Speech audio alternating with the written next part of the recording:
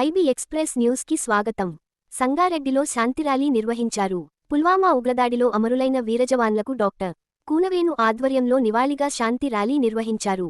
సంగారెడ్డి జిల్లా కేంద్రంలో మాజీ సైనికుల సంక్షేమ సంఘం మరియు సంయుక్త స్కూల్ యాజమాన్యం ఆధ్వర్యంలో పుల్వామా దాడిలో అమరులైన వీర జవాన్లకు నివాళులు అర్పిస్తూ స్థానిక ఐబీ నుండి కొత్త బస్టాండ్ వరకు శాంతి ర్యాలీ నిర్వహించారు. అనంతరం ఐబీ వద్ద అమరవీరుల స్తూపం వద్ద పూలమాలలు వేసి కొవ్వొత్తులు వెలిగించి నివాళులు అర్పించారు. మ్లచింత ప్రభాకర్, యువజన సంఘాల రాష్ట్ర అధ్యక్షుడు డాక్టర్ కూనవేణు, మాజీ సైనికుల సంక్షేమ సంఘం జిల్లా అధ్యక్షులు దశరథ్, సంయుక్త స్కూల్ యాజమాన్యం మరియు ఉపాధ్యాయ బృందం జాతీయ జెండాలను పట్టుకొని ర్యాలీలో పాల్గొన్నారు. ఈ ర్యాలీలో వివిధ ప్రజా సంఘాల ప్రతినిధులు, సంయుక్త స్కూల్ డైరెక్టర్లు Ritesh Goud, Tejas Goud, principal Santosh Kumar, vice principal Beena, operations manager Ramakrishna మరియు సంయుక్త పాఠశాల ఉపాధ్యాయ బృందం సిబ్బంది విద్యార్థులు పాల్గొన్నారు.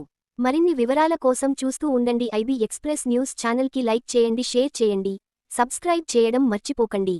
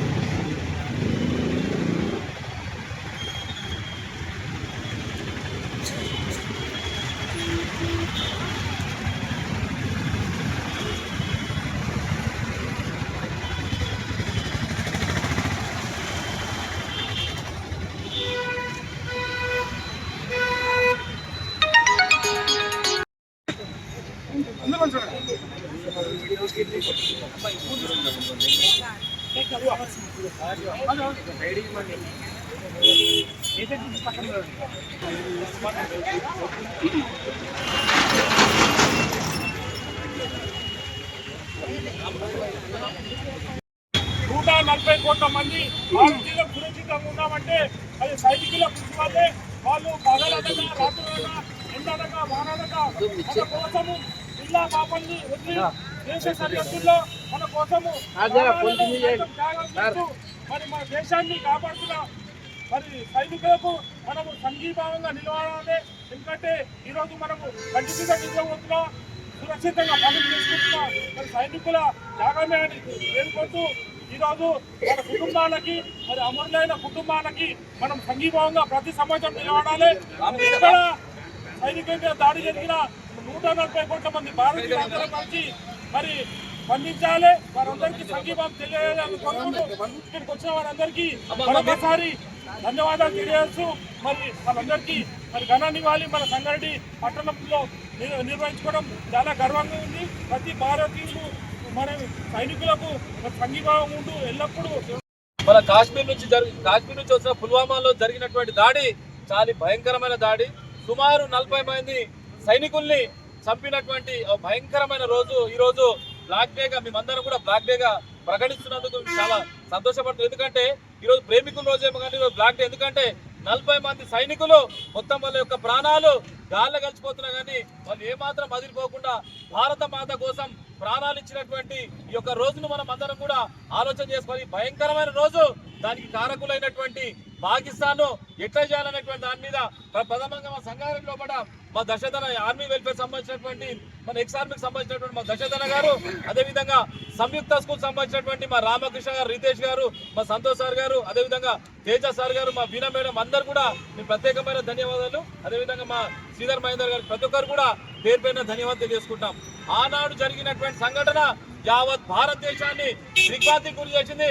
ప్రతి భారతీయుని యొక్క గుండె చాలా పగిలిపోయేంత బాధపడ్డటువంటి రోజు 2019 ఫిబ్రవరి 14వ తారీఖు రోజున ప్రతి భారతీయుడు కూడా కళ్ళకి నీళ్లు కాదు రక్తం వచ్చినటువంటి భయంకరమైన రోజు.